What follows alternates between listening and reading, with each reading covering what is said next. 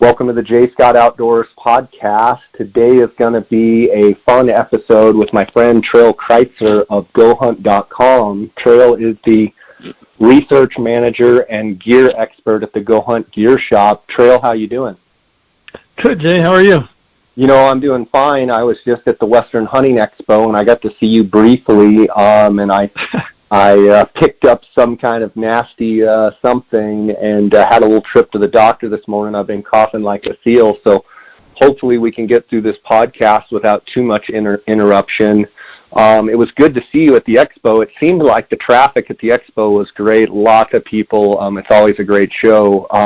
What were your thoughts about it? Yeah, it was great. Super busy. And when you say see me, that's about what it was kind of a high and by at times, and it was just so packed and so busy. I don't think we even really had a time to sit down and chit-chat at all, but like from a standpoint of the business and the booth, it was awesome. Had a great show, tons of good opportunity to meet people and talk about gear and equipment and the insider and all that. So yeah, for me it was an excellent show, but I totally know what you mean. It's awful tough not to pick up something when you come home from those when you talk to that many people. Shaking a lot of hands for sure. Yeah. It was interesting at the Go Hunt booth. You guys had just a phenomenal booth, big booth, and you had all your computers there for all the people that were interested in the Go Hunt Insider, and you had the ability to walk people through the Insider and how the draw odds work and how the filtering 2.0 system works and all of that, as well as you guys had a lot of the products from the gear shop up on the walls and in the racks and what have you. And it was kind of nice to see GoHunt.com, with that multifaceted business that you guys have. You had guys there that were working Insider, and you had guys there that were working the gear shop. Cody Nelson was there, the optics manager. He was selling optics, but from your perspective, talk a little bit about Go Hunt. Talk a little bit about, from your perspective, how Go Hunt has grown, and maybe for those people that don't know about Go Hunt, explain the different levels that Go Hunt has and different areas of expertise that Go Hunt has. Sure. Yeah. I mean, so we started out as just this research platform, this Go Hunt Insider platform, which is the research subscription service. We started that and ran with it, and we cover 10 western states currently. And you've talked pretty extensively about what it is that the Insider does, but it basically is a catch-all, a really nice, workable research platform to help people find hunting opportunities. Whether that's draw odds to draw hunt or over-the-counter opportunities. We cover all those in every state for every species. We have this really cool, filter system built into that where you can really fine-tune and filter out, just the hunts that you're really specifically interested in. So we started as that, and it's been really successful. But it's been great. Good platform, and then maybe coming up on 2 years ago, I guess, we started this gear shop, and kind of the thought process behind the gear shop is we didn't want to carry everything under the sun. We didn't want to have this big box store approach. We really just wanted to carry equipment that we really believed in and that we used, and pieces that really give value to our members. And then we built this point system into the gear shop where if you're a Go Hunt Insider, you get points back on your purchases. 1 point's $1. We want it to be very straightforward, so it's just like an added incentive to be a member and to shop with us. And yeah, the gear shop's been great. I mean, it's been really successful, even more so I think than we all anticipated, and it just continues to grow. We keep attending shows like the Outdoor Retailer shows in the summer, and we get a look at all that really cool backpacking hunting equipment, and we keep adding those pieces to the store. And then Brian, who's my store manager, he and I just got back from Archery Trade Association last month. Had a great show, picked up some great pieces. The Western Hunting Expo, you mentioned that. We looked at a lot of new gear, and we had a lot of our stuff on display. So it was awesome. Awesome opportunity to get our members and even people that are just becoming familiar with Go Hunt a chance to pick up and handle and try on and talk to us about some of the gear that we really like and we sell in the gear shop. So That's kind of a quick synopsis. There's a whole lot more to it, but that's probably the quick and dirty of it. Trail, you mentioned that the insider members get points back or dollar for dollar. Talk a little bit more about that in the fact that if you buy a sleeping bag or you buy a backpack or you buy whatever it may be, you actually get dollars back. So explain and maybe use an example of how that works and how it actually saves insider members money. Yeah. So what it is it's a system built into our store. If you're an insider, Go Hunt Insider, you pay the subscription service and you have access to all that research information. If you also buy any equipment that we carry within the store, we're going to give you points back on your purchase. And like you said, $1.1. And here's an example real quick. We just added a brand new sleeping pad from Thermarest called the Neo Air Uberlight, which is their brand new super ultralight sleeping pad. 8.8 ounces for a sleeping pad, so they continue to get lighter and lighter. If you buy that from us, the cost on that's $179.95. But if you purchase it from us, we're going to give you 18 points back on your purchase. Now that's $18 essentially that's going to go into your insider account that you can then turn around and use towards any purchase of anything else that you want in the gear shop. So, what's cool about it is there's a lot of products, backpacks, sleeping pads, a lot of things that, there's an MSRP on it. It's a MAP price, and you're going to pay that price no matter where you shop. But if you're an insider and you shop with us, we're going to give you money back on your purchases that then you can use to add to pick up any other piece of equipment that you want. Does that also cover optics and tripods and spotting scopes and what have you? Yeah, absolutely. Yeah, spotting scopes, tripods, all different kinds of optics. And it depends a little bit on how many points we can give back. Some companies are a little bit more stringent on their margins on it, but we typically try to give as many points back as we can. We just really want to help our members get good gear and then also incentivize them for being a member. Good stuff. Trail, I know that you answer calls every day from people that are looking at gear and what have you. You also write a lot of the strategy articles, and we're going to be talking about Utah today. Before we get into that, let's talk a little bit about your year last year in a recap. Did you have any hunts that were, whether they be personal hunts or hunts that you helped out on that were memorable for you? Kind of recap your year last year. Yeah. I had a great season. I started out just archery deer hunting here in Utah. I've been on that dedicated hunter program, which I think we've talked about before, but it was my last year on that program, so I started out just archery hunting and kind of using that as an opportunity to scout. Didn't have any luck with deer, but I actually ended up killing. I put an over-the-counter spike elk tag in my pocket and ended up killing a spike, which was eaten really, really well. We actually had chili last night from it, which was awesome. Well, that was a lot of fun. From there I went up to Wyoming and just on a general season elk and got to be a part of the Born and Raised guys' Land of the Free 2.0 project, which was really cool, and had an opportunity to hunt with those guys, and I ended up taking a great 6-point bull just on a general season hunt, and had a ton of fun with them. And then finally when I came back to Utah and had a few days to muzzleloader deer hunt, I ended up finally turning up a buck that I'd been after for a couple of years, and I don't know, Jay, every once in a while you get a gimme, and that's exactly what that was. It was just a straight gimme. I had set a camera up in some low country to try to find him again this year, and I was in transition between two different areas during the middle of the day, and I was driving my truck through some wide open country, and lo and behold, popped into a patch of pinyon and juniper, and this buck that I'd been after for a couple of years jumped up on the side of the road. He was bedded right on the side of the road and ran across from me. And I've told this story a lot, but it's kind of funny. I just scrambled to try to get my muzzleloader.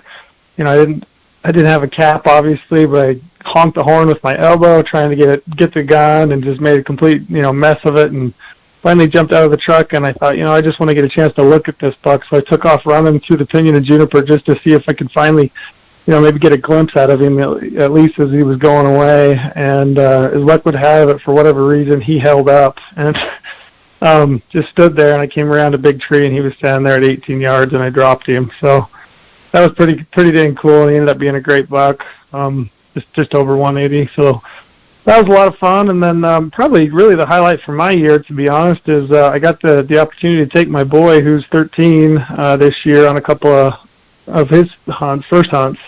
Took him to Wyoming on an antelope hunt. We drew leftover tags and went up there and stayed in Casper, Wyoming, and we stayed just in an absolute dive hotel and watched playoff baseball in the evenings and ate junk food and hunted antelope, and he ended up taking a great antelope, and then came back that next week, and he actually got his first mule deer, which was awesome. So that was probably like the highlight of my year, was just getting a chance to see him in the field and spend some time with my kids. Awesome, man. That's awesome. So moving into 2019, on your agenda, do you have anything already scheduled, or you have some tags, whether it be Utah or any other state, that you're pretty convinced you're going to draw, or anything you're pumped about? Yeah. I guess the big one for me that I'm kind of hoping for is I'm sitting on 16 points for mountain goat here in Utah, and for the last few years I've just picked the wrong unit, and had I picked the right unit I would have drawn, or I've been the odd guy out there in that top point pool for a permit, and I'm really hoping that this year is my year that I finally draw a goat tag. And I keep seeing all the cool opportunities that Utah is adding for bow hunters, whether that's the archery bison hunts or, archery sheep hunts this year. And I would really like an opportunity to hunt mountain goat and then, maybe get my name back in the hat for one of those other species. So that one's probably the one I'm most looking forward to. I piggybacked points for another guy that works here at Go Hunt, and we're hopefully going to go back and do general season in Wyoming again.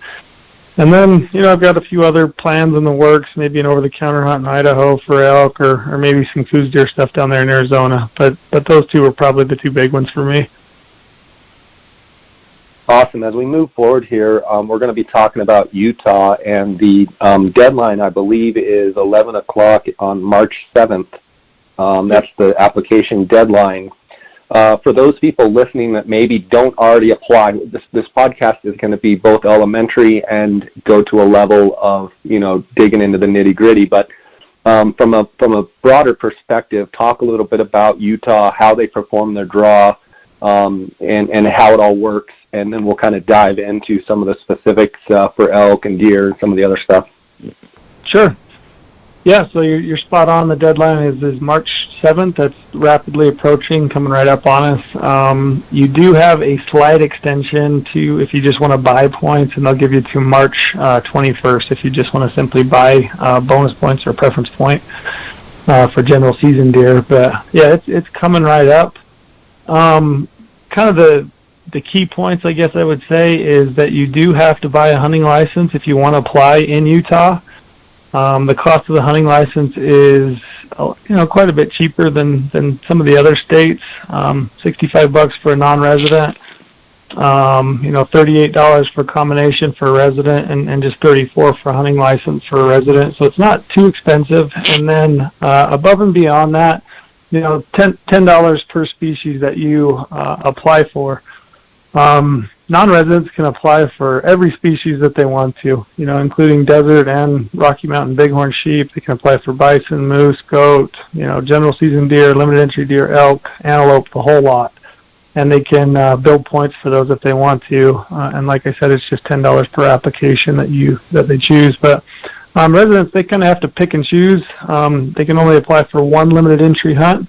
It's either like limited entry deer or elk or antelope, and they could also apply for one once-in-a-lifetime species, meaning moose, sheep, goat, or bison, and then they can also apply for general season deer. So they have to be a little bit more picky. Utah works on a bonus point system for limited entry species and also for once-in-a-lifetime species. So you get bonus points for every year that you apply and are unsuccessful, or like I said, you can buy them. to give half of the permits, so half of the permits for each hunt, to the individuals that apply with the most points, and then the other half of those are going to be randomly allocated with respect to the number of points that you have. So essentially, the more bonus points you have, the better odds, because your name is going to go in the hat that many times. Mule deer, general season mule deer is on a preference point system, and it's a true preference point system, meaning that the applicants with the most points get the permits. So that's probably like a 30,000-foot view of kind of how the system works. Did I miss out on anything there? Well, one question I have is how many permits can go to non-residents? Up to 10%. Yeah, 10% of the tags are allocated to non-residents. Yep. Okay. And then talk a little bit about the general deer. You mentioned the general deer season, and then you mentioned the dedicated deer hunter program. Talk about both of those, if you will. Yeah, so general season deer, you can apply. You have 5 choices that you can apply for, and if you draw any of your 5 choices, you're gonna avoid your points, use your points. So you want to be aware of that. I typically I tell people to apply for really only the hunts that they're interested in drawing. It used to be that was not the case, but that's the case now, where they are going to avoid your points if you draw a tag. Yeah, I mean, general season deer hunting is great, and like I said, it's a preference point system. It's like I tell people all the time, general season deer is the permit that you ought to use and come out and go hunting every few years, and use that as a justification to keep applying in Utah, because some of the other hunts are so extremely hard to draw that you can kind of use that general season opportunity as your reason to stay at it. But yeah, I mean, we have archery, muzzleloader, rifle. Some of the units are actually having split rifle seasons now, so there's an early October rifle season and a late October rifle season. Utah doesn't manage those general season hunts for, giant bucks or anything like that. They typically manage those for an objective of a buck to doe ratio, which is typically, maybe 15 to 17 or 18 to 21 bucks per 100 does. So it's more of an opportunity type of hunt, but every year there's some really big bucks that are killed on general season units.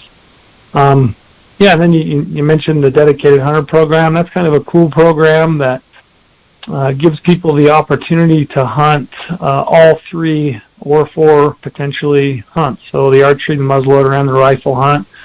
And you're going to draw into that program for a specific unit, and you would be enrolled for 3 years in that unit. And you can harvest 2 deer in 3 years, but you get like I said, you get a chance to hunt all 3 of those. In exchange for those opportunities, you're going to pay a higher price. It's about $1,000 for a non-resident. I think it's about $190, $195 for a resident, and then you also are required to do some service hours, so volunteer hours with the Division of Wildlife. And once you meet those requirements, you get the chance to hunt those hunts. And I should note also, the non-resident, they can also buy those hours at a cost of $20 an hour, and I think it's 32 hours that you're on the hook for. But I tell people all the time, if you've got the time to come out and hunt multiple seasons, it's an awesome opportunity. It's the best chance that people have to kill a big buck on a general season unit.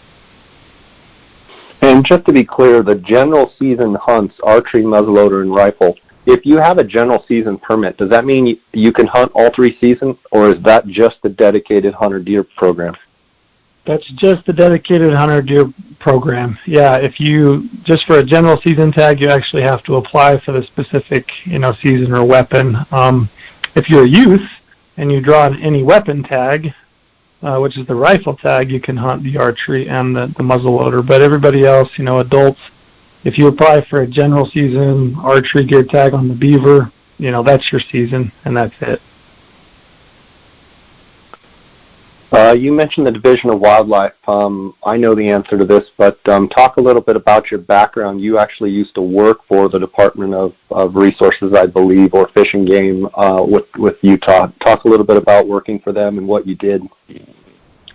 Yeah, I was a habitat biologist for the Division of Wildlife here in Cedar City, here in southern Utah, for about 8 years. I started with them, let me think. I've been out of college a couple years, but I got that opportunity to go to work, and my job was primarily to work with my federal counterparts, the BLM and the Forest Service. And Utah has a really cool program called the Utah Watershed Restoration Initiative, where these, the state and the federal entities got together and decided that they were going to pool their funds so that they could do large-scale landscape projects. So they went from doing, bits and pieces and projects that were maybe 100 to 200 acres to being able to do projects that were maybe 3,000 and 4,000 acres at a time. And I came on I'd been in effect for maybe a few years, but I kind of came in it was really starting to ramp up. And so I got to work with the BLM to design these habitat improvement projects. And if you look at Utah for, I think, the last 2 years, we've kind of seen a dip on our deer herds, but prior to that, we were the only state that was, growing mule deer.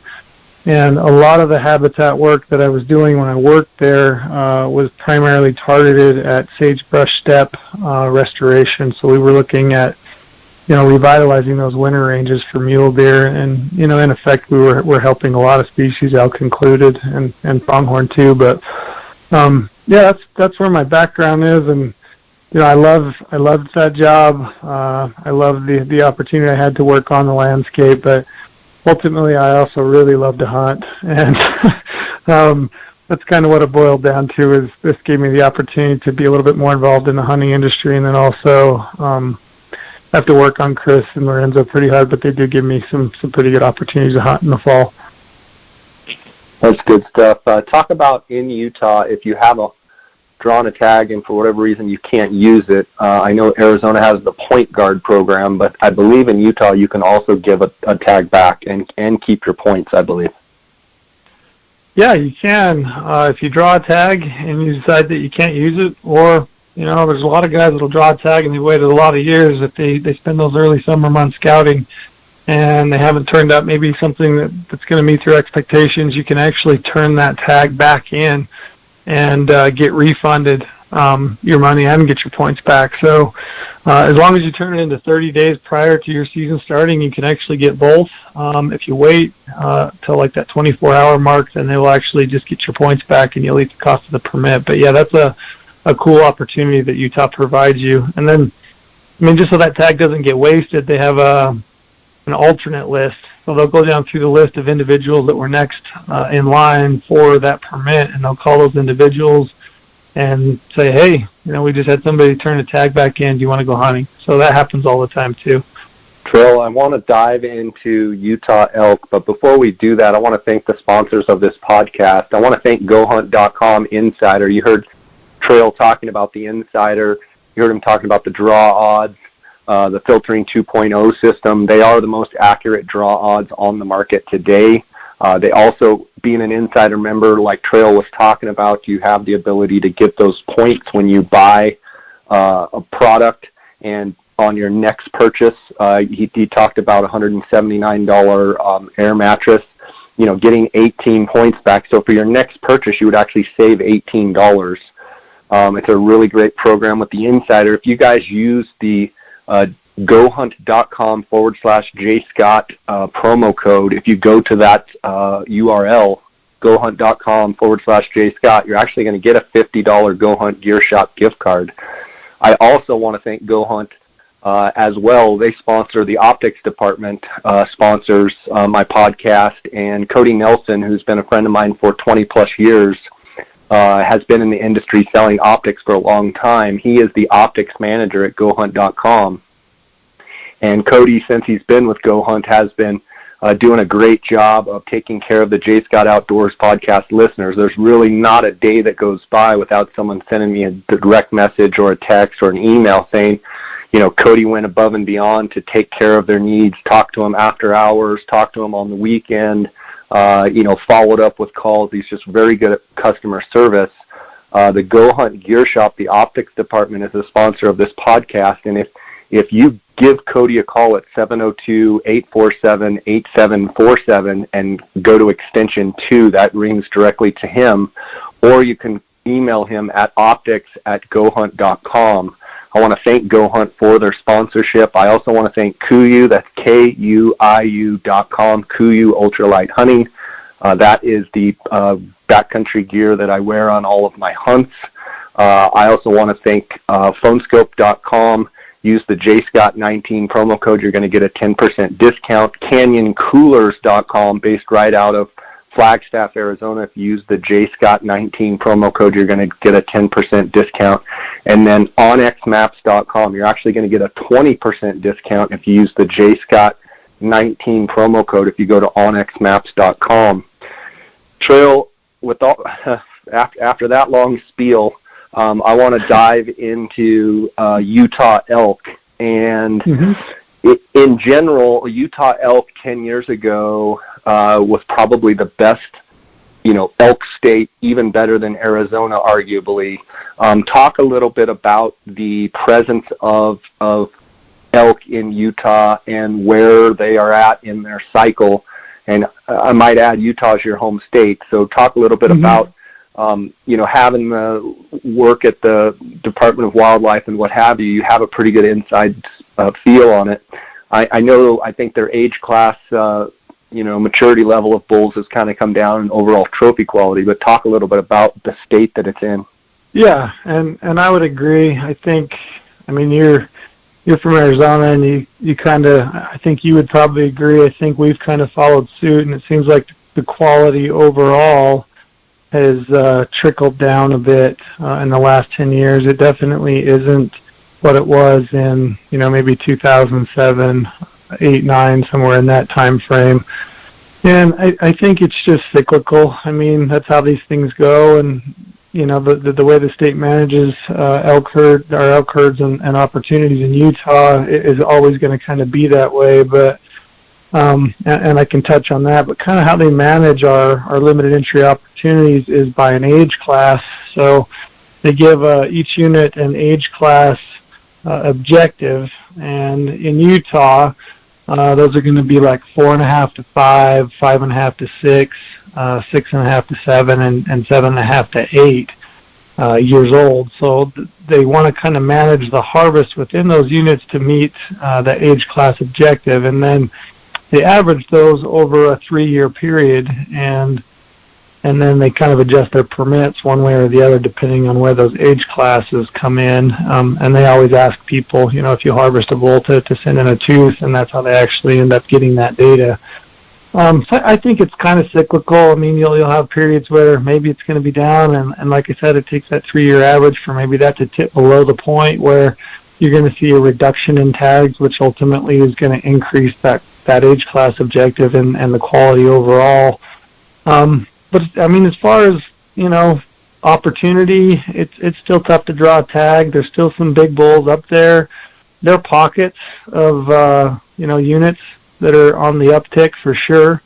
And, we've had some fires and some habitat work that I think is going to ultimately help. And then, we haven't even talked, I'm sure we will at some point. It's just the exceptional moisture year that we're having right now here in Utah. We went from having the driest year in 3 decades to, a phenomenal year so far. I was just looking at the snowpack totals, and here in Cedar City where I'm at, I think we're like at 100 and, pushing 170% of annual precip. So, and the entire southern end of the state, really every part of the state is over, well over 100%. So that should bode well for antler development and growth throughout the spring and the summer months. So I'm optimistic that it'll be a pretty good year. But as far as trophy quality, we're not what we used to be, but we're still pretty dang good.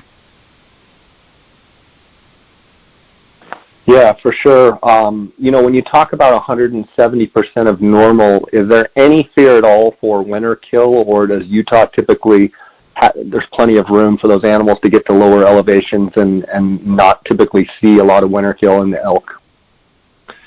Yeah, I don't think that we're going to see a lot of winter kill.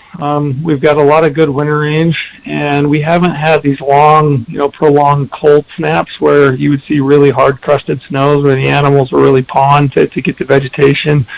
Elk are a much hardier animal. Typically, when we talk about winter kill, we're more concerned with mule deer, but elk are hardy and they can both browse and graze.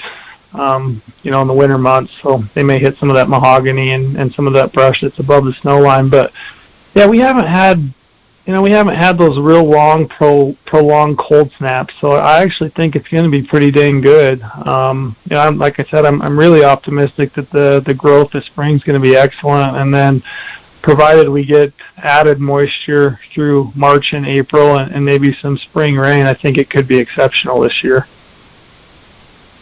That's awesome. I'm excited. Let's dive into the units specifically, and just go alphabetically through the units. And some you may spend more time on, some you just may breeze through, and some you may say, I don't know, I don't have any experience. So feel free, if you don't have experience, just say move on. And let's just go through these alphabetically and talk a little bit about what you know about the unit, what someone should expect. Size of bull and range of bull and what have you, in other words, 300 to 330 or, this is a 350 plus unit or whatever, or no, very rarely bulls over 300, talk a little bit about that, and we'll go down through each unit. So let's just start with the Beaver unit there, that I hunted in 2016. I know you like that unit as well, but talk about the Beaver. Yeah, I love that Beaver unit. It's probably one of the best trophy units in the state by far. I would put it right up there in the top three. For sure, there's going to be some big bulls available this year on the Beaver. I know that they just flew the Beaver in the last probably 3 weeks ago, and I've still got some friends that are biologists that are on those flights, and just kind of talking to them. I know that they saw some exceptional bulls that,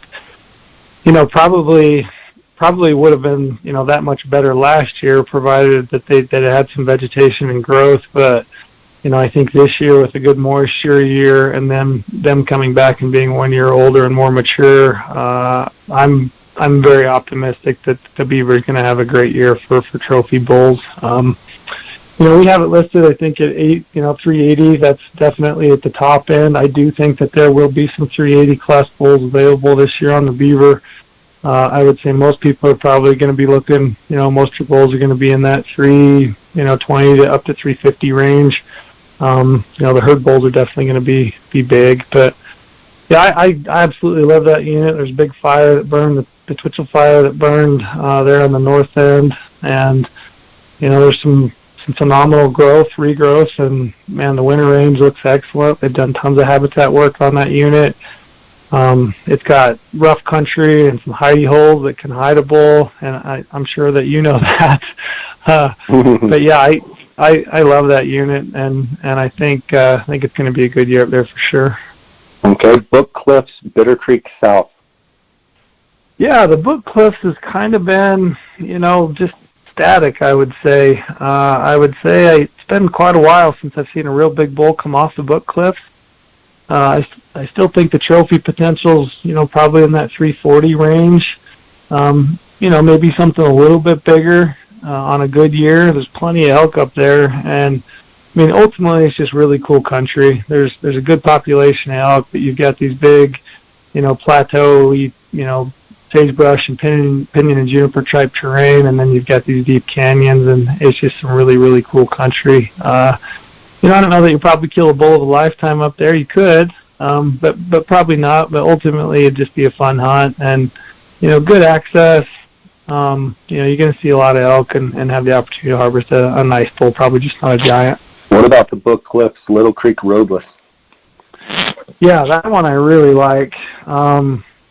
And I think I've mentioned it before, but I had a bear tag in there a few years ago, which is just a spot and stock bear tag that was October-November time frame, and I spent 10 days in there backpacking around by myself trying to find a bear, and I couldn't turn up a bear, but man, I had a riot watching bulls. And I think the potential is a lot better in there in terms of trophy potential, just because you got a lot of country there that a bull can roam and get some age to him. So, maybe up to 360, 370 class. I would say as far as rut goes in the state of Utah, that definitely has the potential to be one of the best rut hunts. And I think you might have the chance on that archery hunt to, work with some rutting bulls, where typically that archery hunt in our state anyway is too early to really have a good, strong rut. And I think there's just less pressure in there, and those bulls tend to rut a little bit better. So, if you're looking for a good rut hunt, excellent early rifle and muzzleloader hunt, I wouldn't hesitate to hunt that unit if you've got the means to get it worn out, because it is fairly remote. What about the Box Elder Grouse Creek and the Box Elder Pilot Mountain? I don't know a ton about that, but I will tell you that I spent some time talking to a few gentlemen this last week at the Hunt Expo about those units, and these guys were saying that they're starting to see a few better bulls in there, and those guys were showing me some pictures and saying, hey, I think this is on the uptick. So other than just maybe like some hearsay and just kind of a growing murmur, I guess, people talking about those units, I think there might be the opportunity for a little bit bigger bull. But typically you're talking maybe 330 range for those two units, with maybe the chance of something a little bit bigger. And I also know that those herds are a little bit migratory, so they're going to move back and forth a little bit between Nevada and Utah. The private land's an issue in those units. It can get a little bit dicey, so you're going to be prepared to use a map and a GPS with some land ownership layers if you decide to tackle that unit. Or either of those units, to be honest. How about Cache South? Yeah, Cache South is another one of those that I think is kind of still down. They used to kill some big bulls, and they probably still will, maybe one or two. But for the most part, I think you're looking at a hunt for maybe a 330, 340 type of bull. The habitat's there and the elk herd's there. I actually like Cache South for a late hunt. So if you're looking for a late hunt with maybe potentially some better odds, there's a lot of canyon country up there that you can really put your optics to work. There's a lot of steep country, especially out there on those faces above Cache Valley, that you can use to pick apart with your optics, and that could be a fun late hunt, in my opinion. I went to school up there at Utah State and spent a ton of time shed hunting in the winter, so I know there's some bigger bulls in there, and there is a lot of elk. So, maybe think about Cache late for an easier draw hunt. Okay, Central Mountains, Manti and Nebo. Yeah, so Manti is our largest, one of our largest elk herds in the state. And as far as quality goes, it's pretty average, but you could, anytime you've got that many elk, and it's got a good bull to cow ratio, anytime you have that many, you can grow a big bull. So, it doesn't surprise me ever when people pull a 350 or 360 class bull off that unit. That's a fun hunt, man. Good access, tons of great elk out habitat, and really, I've had people call me and say, hey, I drew this Manti tag, where should I focus my effort? And it's really hard to pin down one spot, because there can be elk from one end of that unit to the other, and they can be from the bottoms off the east side, to the burns that run up into some of those canyons, to clear up on top, up in the pines and the aspens. So diverse habitat, just a really cool, fun hunt. Also, that might be a unit that people would look to for potentially a little bit better odds, just because there are so many elk and they give more permits there. The Nebo, I think, is kind of on the uptick. You've got some remote country in the Nebo. You still got a decent herd of elk, and it seems like that herd's growing a little bit. I think if you put your effort in and maybe get away from the roads and some of the crowds, which you can definitely do in that Nebo, I think you might have the chance at something a little bit better, maybe in that 340, 350 class. Fillmore Pavant. Yeah, the Pavant's a great unit, and it's world-renowned. People, they know the Pavant straight away when you talk about Utah elk hunting, and I still think it's probably one of the 4 best units in the state, maybe towards the bottom end of that spectrum. I think we list the trophy potential at about 380. I think it is down a little bit in the last few years, but that mountain will never, it wouldn't surprise me if it kicked out a few real just giants, and it always can. There's some rough country on that unit. You've got some big remote pockets and canyons, especially off that northeast end. And that's another unit. You can find elk from the flats off that east side, west side, all the way up on top. But yeah, 370 maybe on the Pavant with maybe it being down a little bit. LaSalle. Oh man, I don't know a ton about the LaSalles. I'd probably skip that one. I mean, I know generally trophy potential is maybe in that 330, 340 range, but I'm not the authority on those units by any means. The Monroe. Yeah, the Monroe is probably one of the funnest elk hunts in the West if you can draw that tag. There's just awesome elk populations. We have spike hunting. I think I've talked about it. I think you're a big fan of it, right? No, not at all. I can't even understand what they're even thinking about when they think that harvesting 1-year-old bulls is a good idea. Yeah, and I say that facetiously because I know that you're not a fan.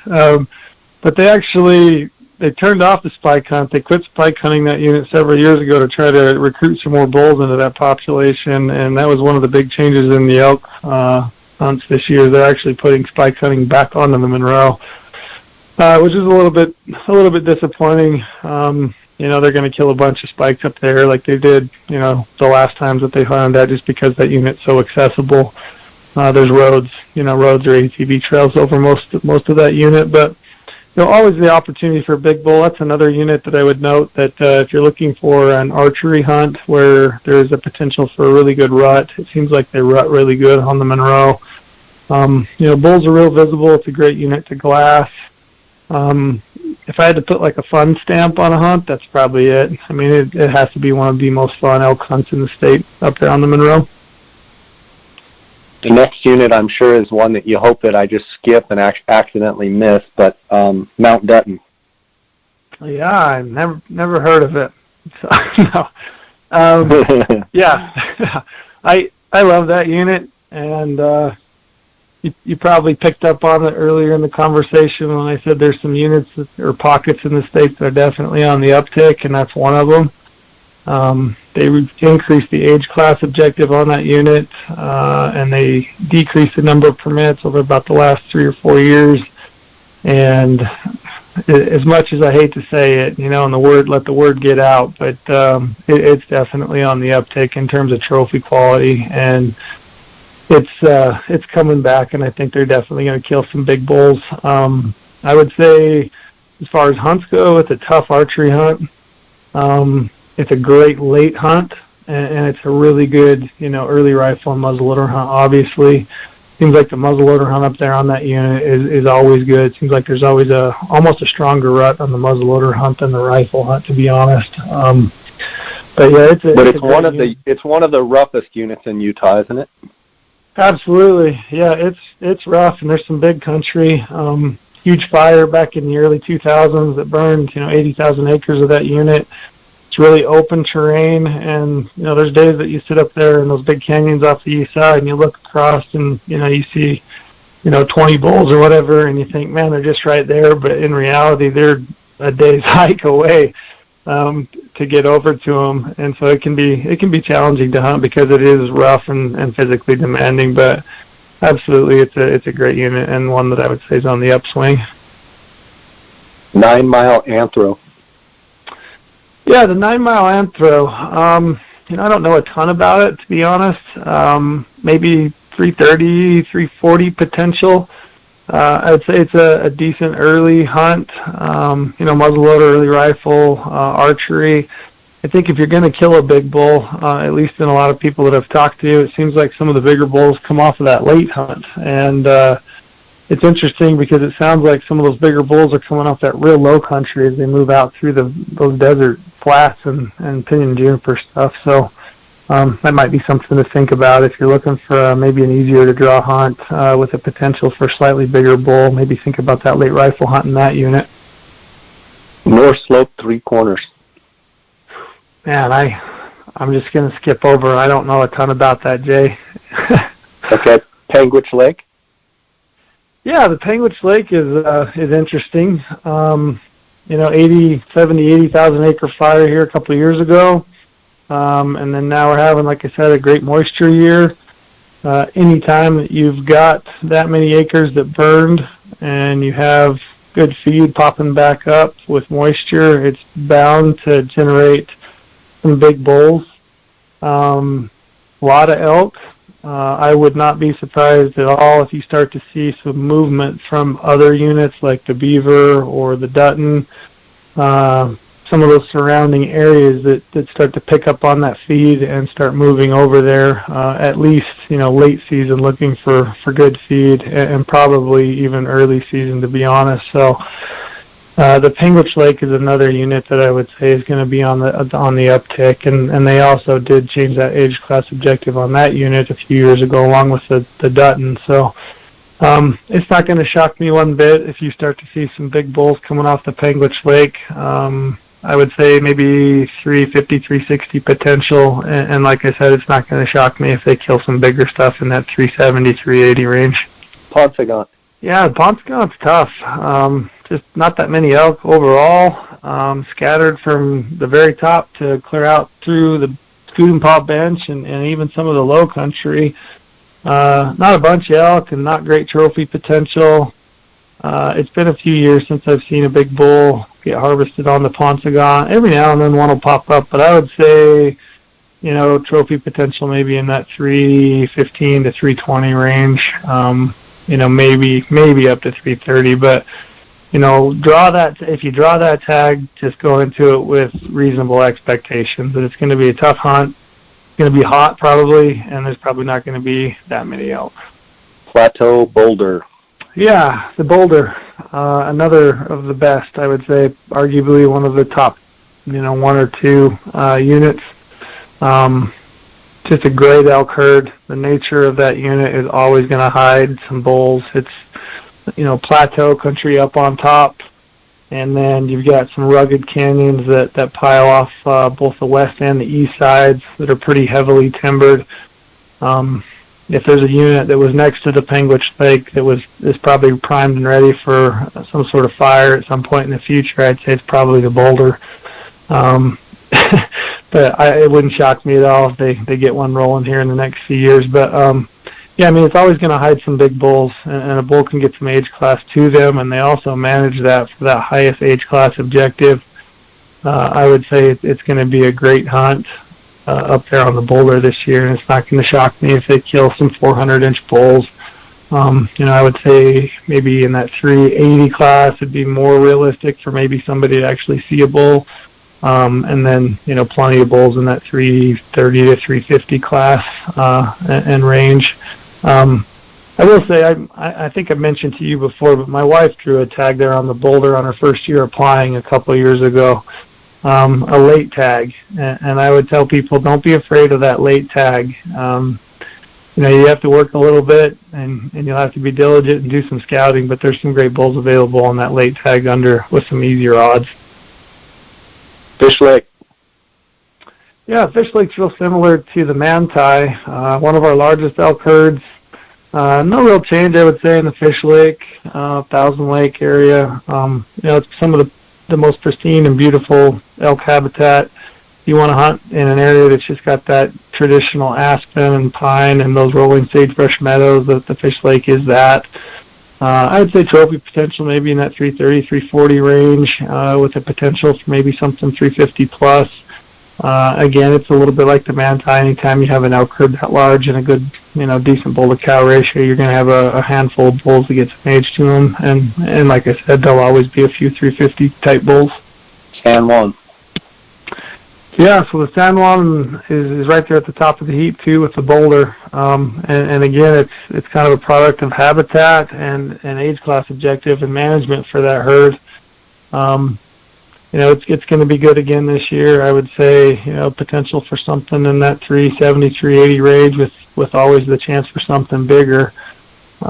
Super high harvest success. So archery, I was looking at the harvest success, 80%. That's super high for even a limited entry unit here in Utah.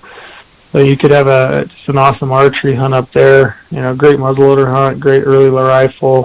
Might get a little bit tougher on that late rifle hunt, to be honest. But one of the best units, one of the toughest units, probably in the west to draw.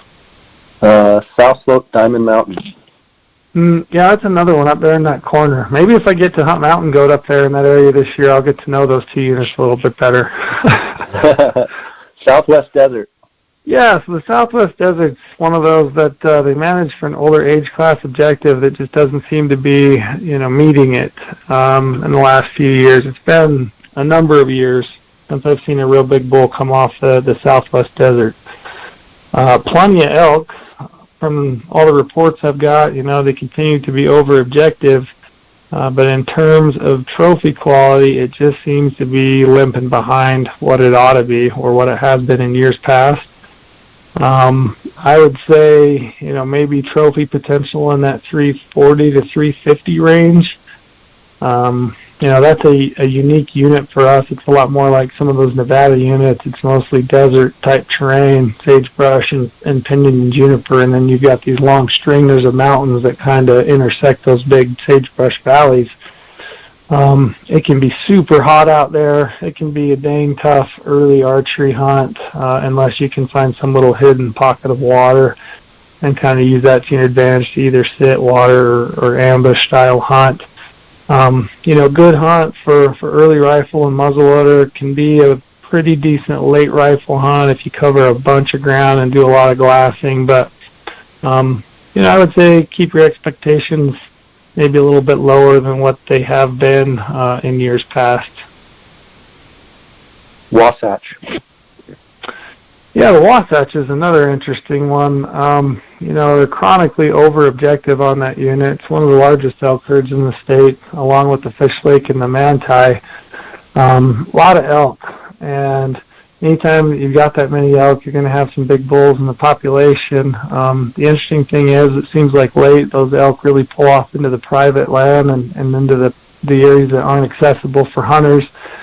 So it seems like that's probably why they're chronically over objective. I would say, good early hunt, whether that's archery or early rifle or muzzleloader. It can be a tough late hunt, like I said, to find a big bull. There's some nasty country on the Wasatch, and there's some thick oak brush and vegetation up there. So I would say, be prepared for not an easy hunt by any means, but I would say, 330, 340 class for the most part, and always a potential for something maybe 350 if slightly better. West Desert, Deep Creek. Yeah, the West Desert's up there in the kind of middle of the state on the Nevada border, and every once in a while they'll pull a giant out of there, but most often it's a bull that's kind of migrated out of the reservation. I think the Go Shoot reservation sits right there on the edge of it, and if those bulls don't come out of that, there typically isn't a lot of good mature bulls within that unit, and it's another one that they manage for a high age class that's chronically under their objective. And mostly that's the reason why, is just because those bulls hole up in the reservation and don't come out.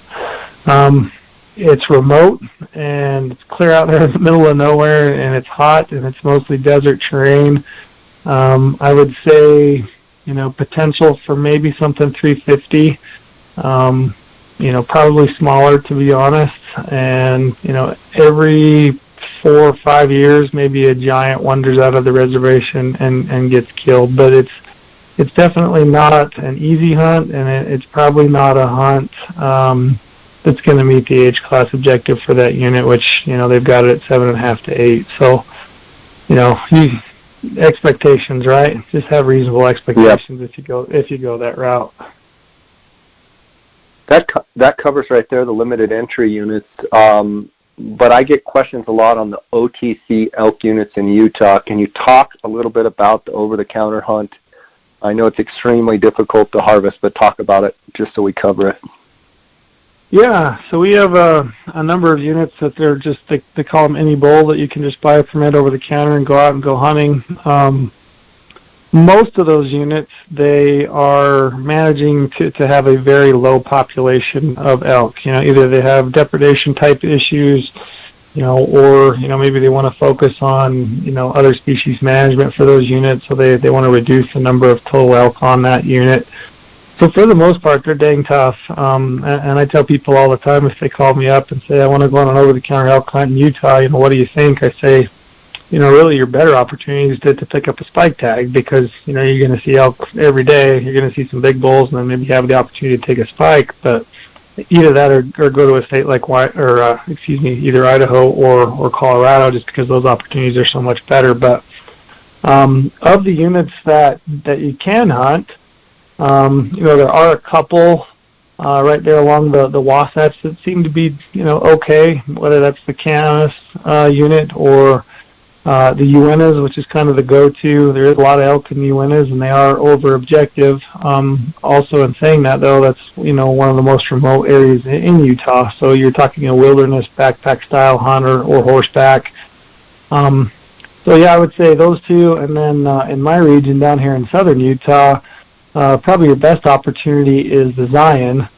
And, the Zion unit has some private land access issues, especially in the summer range. So you're talking mostly archery, early rifle hunts in October. You might have a little bit better luck later in the season if they move off into some of that sands country or some of that canyon country where you've got a little bit of public land access. But good number of elk up there just can be dang tough to hunt with access and private land issues. And then, above and beyond that, there's not a ton of other really good opportunities.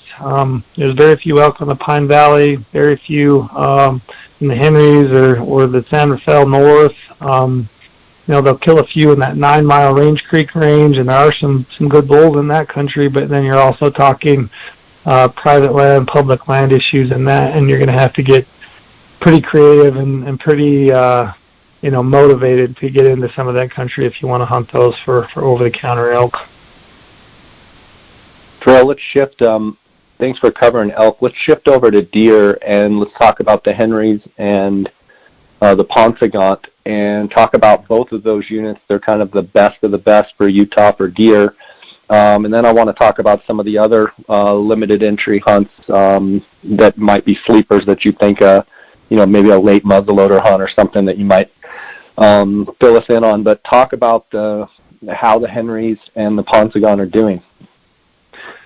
Yeah, I'll touch on the Henrys briefly. I don't think there's a lot of change in the Henrys.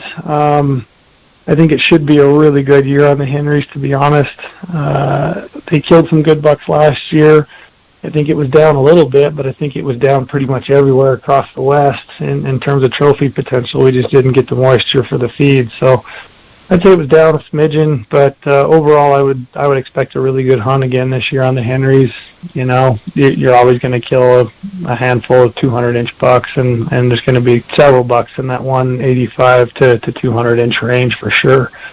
The Paunsaugunt's kind of interesting in that in 2017, we went from just an absolutely historic year for that unit in terms of trophy quality. I mean, when you looked at the bucks that the archery hunters killed on that unit, it was just almost unbelievable. Just so many big bucks, and even bucks in the 220 to 240 range killed some giants. And then, you turn around this year, in 2018, and it was one of the toughest years. I talked to the meat processor, Nays Meats over there that I go to, take everything to in Penguich, and he was saying he was seeing bucks coming in that were, 160, 170 class bucks off the Paunsaugunt this last year. So it was a tough year, and I think a lot of it was, directly related to feed. It is more of a desert, pinyon and juniper sagebrush type terrain, so I think it probably got hit, more so than some of the other units, but this year, I mean, I'm optimistic it will be a good year. I think there were a lot of those bucks that probably didn't get shot because they weren't what people were expecting, that were, should have been bigger bucks than what they were, that hopefully this year with good feed will come back and really blow up. So, I'm a little bit on the fence. It's probably a little early to say exactly how good it'll be, but I think it'll be a decent year on the Paunts. Talk a little bit about these archery deer, the limited entry archery deer, and some of these maybe potential sleeper muzzleloader hunts in some of these units to maybe slide in and find a good buck? Yeah. So as far as like the other limited entry units that could be a potential sleeper, I would probably throw in the Fillmore Oak Creek. And I don't know how much of a sleeper it is anymore. There's not a ton of deer on that unit, and that whole unit pretty much burned a few years ago. So it's mostly a giant burn scar, real glassable, which is great because it kind of opened up that unit and people can get in there and glass. It can be dang tough hunting, and there's not a ton of deer up there, but I think there's always the opportunity for a big buck, especially after that burn. So that's probably the kind of third on the list, to be honest, as far as trophy potential goes. Book cliffs can be decent. Not a ton of big bucks up there, but a lot of deer. Could be a fun hunt.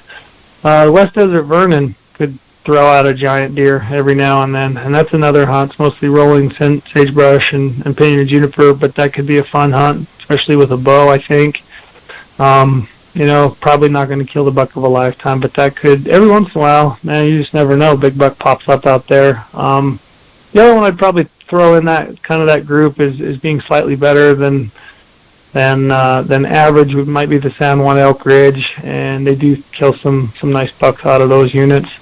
And then I think you alluded to maybe some of these general season limited entry late muzzleloader hunts. So they're late season muzzleloader hunts that take place on a general season unit, and they're limited entry hunts. So if you apply for them, you're going to burn your points. The thing about those is they take place a couple of days after the rifle general season hunts.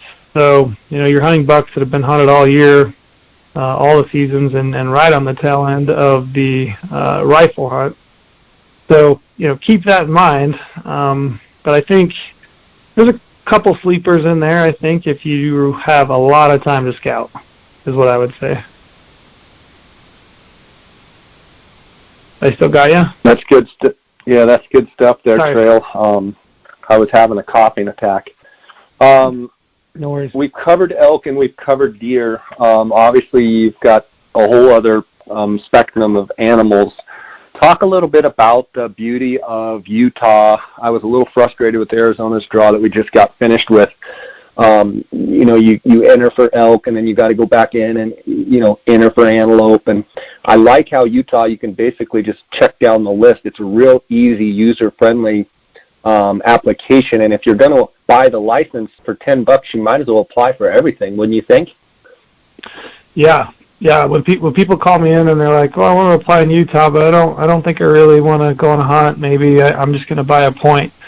I always I want to reach through the phone and just say, "No, don't do it unless you can absolutely not afford the time or the money for the permit. Don't get a point. Apply for a hunt because you never know." Just like my wife, first year applying, she draws a Boulder elk tag. You really never know when you're going to draw, so always apply. Speaking about elk, I keep going back to elk, but with the moisture that we've had, I know, would it surprise you if Utah, kicked out 2 or 3 400-inch bulls, or do you think it could be a year where they could kick out, 4, 5, 6, 7, 400 inches? Yeah, I think that this year it wouldn't surprise me if it kicked out more in that 6-7 range than a few. And I say that because it's kind of lined up to maybe be a really perfect storm, just in my opinion. You had a year last year that was pretty dry, and you definitely had a pile of bulls that didn't reach their potential, and you probably had a few of those that got passed on for whatever reason, and maybe they made it through the hunts. You cycle forward into a year like this where we're having really good growth. We'll have really good vegetation. I think there's the potential for some of those bulls that should have been a little bit bigger to really blow up this year. So just in the kind of the early indications and people that I've talked to that spend a lot of time out on the ground, I think there's some bulls that made it through that were in that 360, 370, 380 class that with a good growth year could really blow up. So Personally, it's not going to surprise me if it kicks out a few more of those types of bulls this year than it has in years past.